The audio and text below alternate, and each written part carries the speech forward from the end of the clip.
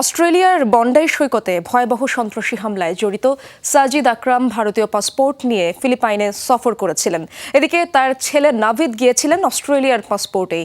Philippine কর্তৃপক্ষের বরাত দিয়ে এই তথ্য জানিয়েছে বিবিসি।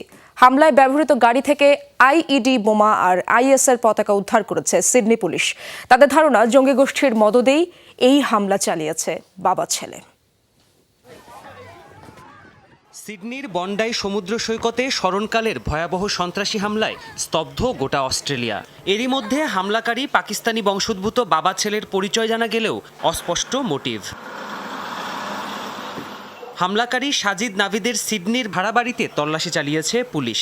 মিলেছে চাঞ্চল্যকর তথ্য প্রমাণ। তাছাড়া হামলায় ব্যবহৃত গাড়ি থেকে উদ্ধার হয়েছে আইইডি বোমা ও জঙ্গি সংগঠন আইএসের পতাকা। প্রাথমিক ধারণা, জঙ্গি গোষ্ঠীটির সাথে হামলাকারীদের ছিল সম্পৃক্ততা।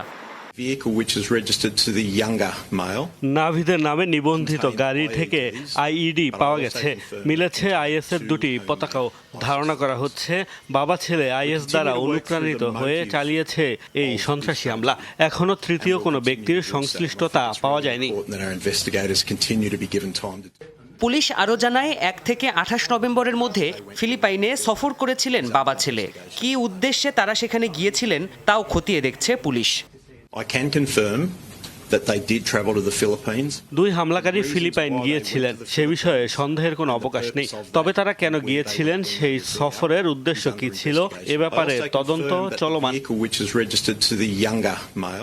এদিকে ফিলিপাইন সরকারের বরাত দিয়ে বিবিসি বলছে, ভারতীয় পাসপোর্ট ব্যবহার করে দেশটিতে গিয়েছিলেন সাজিদ আকরাম। ছেলে নাভিদ গিয়েছিলেন অস্ট্রেলিয়ার পাসপোর্টেই। সেখানে তারা সামরিক প্রশিক্ষণে অংশ নিয়েছিলেন, দাবি করা হয় এবিসি নিউজের প্রতিবেদনে। প্রাণপ্রতিম কুণ্ডু, যমুনা নিউজ।